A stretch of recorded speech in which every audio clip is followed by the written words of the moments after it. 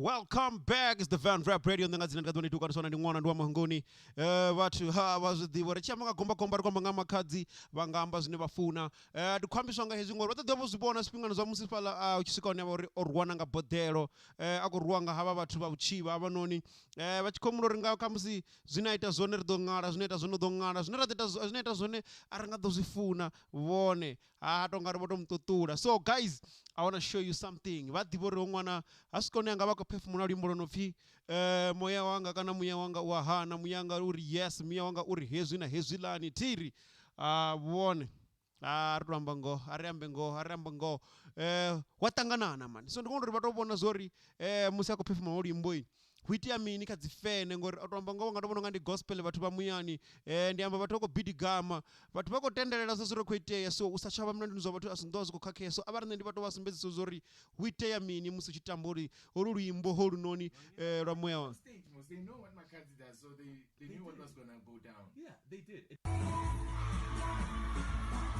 Ndikwavudza uri avadzotobona dzifene zinotokwamba zono uri ndikwamba uri watanganana ndikwambiswa nga hezwi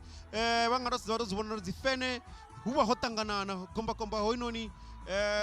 ndiyamba wachikafadza pasi musi yachijena watanganana hatsuka wazviti wafunga dzifonu wafunga mimechisi wafunga mini zote ndiyamba na milo ya ntamuyani vone azotofa crowd vone so vone ndikhongotovabudzisa uri apo uni vavanda hone muziki wavako urengana hone support yavo ikosvika gai vone saizi vako mona zori korero uri ajene khadzisama musi uchikovotiwa anenge khasama zvazvino vone vakobona uri udokona ujenena kana mbili yavo yatakala vachimbona kuita zvithu zvoraliyo na vathu vahashu richikosumbedza uri radho radivutsa zori nazviva zvodhana uri usiku wane vathu vakovenga muzika wakana vakovenga muthu one avori she's one of the best entertainer apa South Africa ndiyamba energy ndiyamba zothe mani vone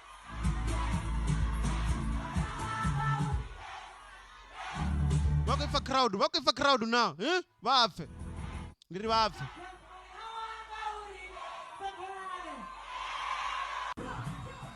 vone avavone crowd ritakala hani avavone so atifesesi ava vuchiva mana toamba ngo uri kuti Makhadzi achipefuma Moya wangai muzulu muvenda muchangana mubeli mutswana mini musutu uiteya zvithu ndikwamba zvoruwa ndikwamba zvo hapa noni uchisika ne rwanga bodhelo vathu uri ovara ngova vuchiva mini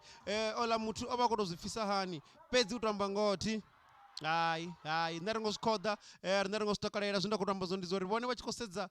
zvo radio vazivona hani mara talent yoraleho vakuitika nga ndlela ifanelaho na ndiyamba uri vakosokotoli avakota zosokotoparata music wavo ntsineni nga WhatsApp musi rikosikolera mutikedza kuiwa dzigigini kuiteya mini zothe nga ndlela imwe na imwe vakomulidza uri na vaneiva vamupfe vazvifa zori muzika waho muthu goigombakomba wasitsivula vadojivela vasafuni ndiyamba na heli tombo leri kudaliswa tiri vadopfa zvezvino ndichivuya guys I'm gonna look at it una the new song so I'm gonna look at it ndapfa zori iri mini ngori asi ndi nyimbo mbili izi ndapfa zone zopfiziko dobva so we're gonna try to look at the two tracks or arandaona rotini dosmezero rotini afisa rotinyana vatopfanyana ncwancwanco tiri ndigombakomba ndi musidzana ndiyamba ndi Makhadzi aona na zvimwe ndingazi ndikadondiduka ndisona ndi mwana ndi wa mahungoni so fosa zvino avari thome ndinyamalala nyana ndiri twere rikojena midhanani hote rikopanyurudza ndiyamba nange zvigodheni tiri vasongwangwa if you're looking for new music unavori vathu vobvisa mahara vakodhori vathu veve nawo log on anepo pasi www.vanrapradiostation.co.za